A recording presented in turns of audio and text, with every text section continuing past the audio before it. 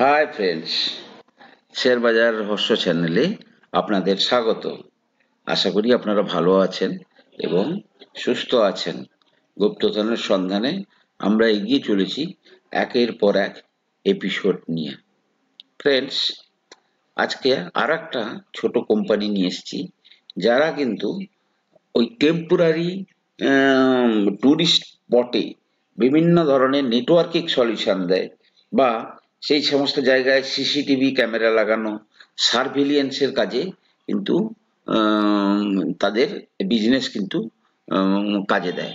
কোম্পানিটার নাম হচ্ছে allied digital service limited, এবং এই কোম্পানির কিছু কিছু নেটওয়ার্ক ইকুইপমেন্টও আছে, যেগুলো আপনার যে নেটওয়ার্ক, আমাদের যে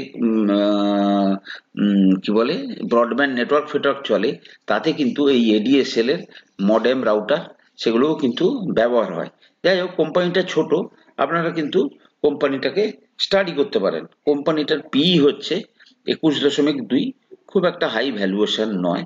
ঠিক আছে, কোম্পানিটা 196 হাই করে এখন 187-তে ট্রেড করছে।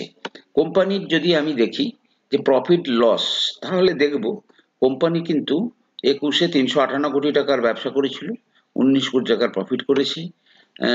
22-এ 485 কোটি টাকার ব্যবসা করেছিল, 61 কোটি টাকার প্রফিট করেছে।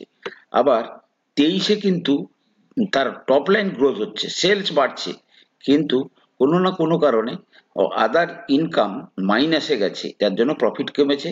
এবং এবারেও কিন্তু সেই একই জিনিস, কোনো ট্যাক্স রিলেটেড ইস্যু আছে, যার জন্য তাদের প্রফিট কমছে। কিন্তু আমরা সাধারণত যেখানে সেলস ঠিক থাকে যে কোম্পানির, সেটার দিকে কিন্তু আমরা নজর দিই, যে তারা যে কোনো সময় তারা কিন্তু বিজনেসে আবার ফিরে আসবে। তো বিশেষ করে ওই টুরিস্ট স্পট, মানে অযোধ্যাকে কেন্দ্র করে, কিংবা কি বলে মালদ্বীপকে নিয়ে যে বিতর্ক চলছে, সেটাকে কেন্দ্র করে আমাদের যে সমস্ত যে লাক্ষাদ্বীপ ফাক্ষাদ্বীপে যে সমস্ত টুরিস্ট স্পট তৈরি করার একটা ভাবনা চলছে, বা চলছেও, কাজ চলছেও, সেই সমস্ত জায়গায় এরা কিন্তু অত্যন্ত অ্যাক্টিভলি এই সমস্ত মডার্ন ফেসিলিটি গুলো দেয়।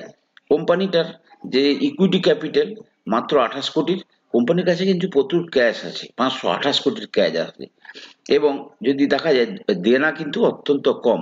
তো এই সমস্ত ক্ষেত্রে কি হয়, এরা কিন্তু অন্যান্য বিজনেস কিন্তু ফটাফট সিদ্ধান্ত নিয়ে কিন্তু ওরা মানে অন্যদিকে যেতে পারে। এইটাই হচ্ছে ক্যাশ রিচ বা রিজার্ভ যাদের বেশি আছে, তাদের জন্য একটা অ্যাডভান্টেজ। এবারে যদি আমি চলে যাই যে প্রমোটার, মানে হোল্ডিং এ যদি দেখা যায়, প্রমোটারের কাছে 52.26 আছে।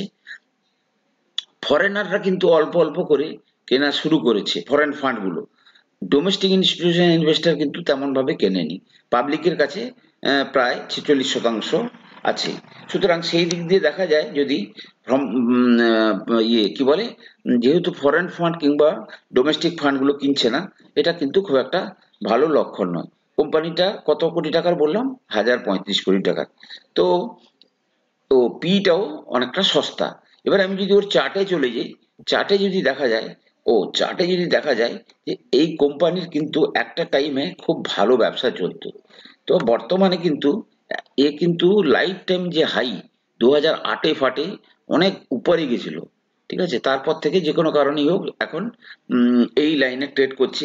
কিন্তু চার্ট যেটা দেখাচ্ছে, এটা কিন্তু একটা ভালো চার্ট, মানে প্যাটার্ন দেখা যাচ্ছে, যে এই শেয়ারটা দেখুন, এই জায়গাতে অনেক দিন ধরে কনসলিডেশন করার পর একটা ব্রেকআউট দিয়েছে।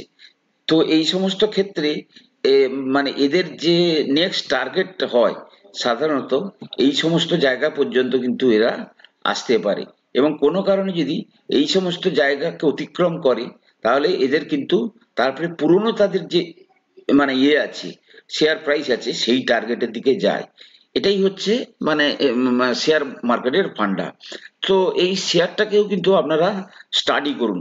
অত্যন্ত ছোট্ট কোম্পানি, ভবিষ্যতের কথা মাথায় রেখে এই সমস্ত শেয়ারগুলোকে আপনাদের ওয়াচ লিস্টে রেখে আপনারা স্টাডি করতে পারেন।